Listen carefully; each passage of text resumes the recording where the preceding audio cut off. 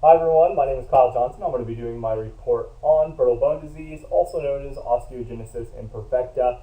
As the name suggests, it is a disease that causes the bones to become brittle and easily fracturable and breakable.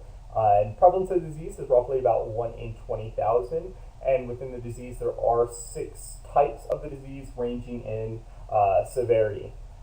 So not all persons with brittle bone disease are exactly the same as many other disabilities are.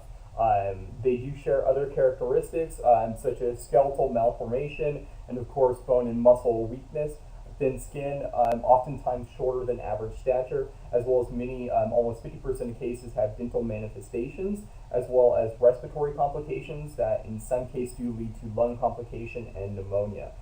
They also have fragile blood vessels, so bruising and nosebleeds can be quite frequent in some cases. Currently, there is no cure for the disease, so really it's just going to be keeping that child safe, making sure they're having a strong exercise as well as nutrition to help them from damaging or further fracturing any bones.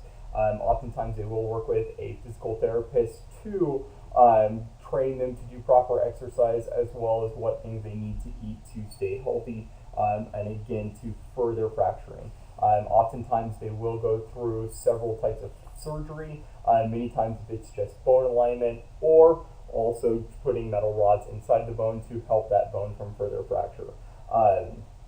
For parents, there are a couple different resources and ways they can gain information on the disease.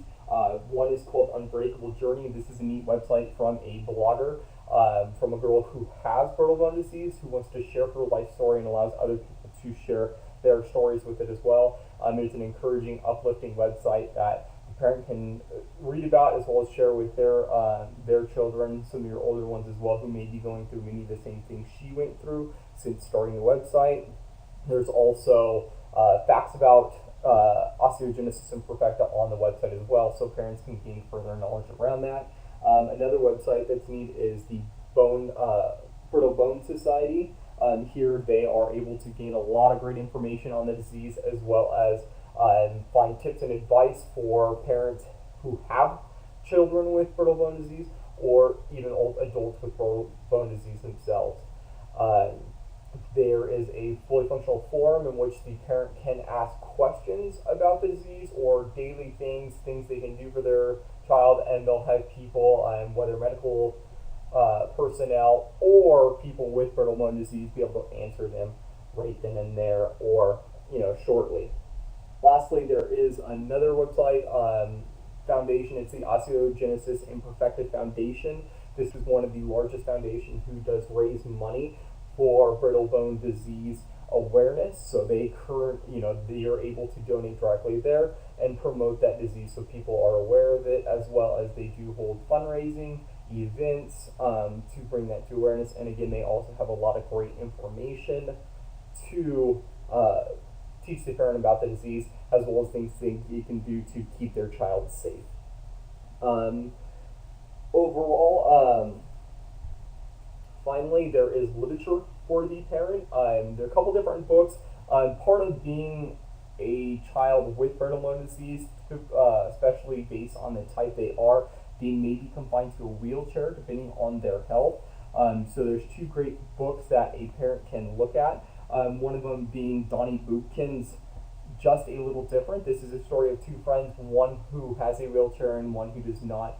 And the story of the one who does not, her explaining the differences between her and her friend and the similarities. As well as Joe Lasker's Nick Joins In. This is a neat story because it deals with the idea of mainstreaming, so some of the challenges a child might face as they go into mainstreaming into a regular classroom. Overall, this is a very interesting disease. It's important for the teacher to know about because it's a little more rare than what some other disabilities that the teacher might see in the classroom, but the teacher does need to know about what they can do to keep that child safe from further fracturing, hurting themselves, as well as making sure they're maintaining proper exercise and nutrition. But other than that, thank you very much for joining me. Have a great evening.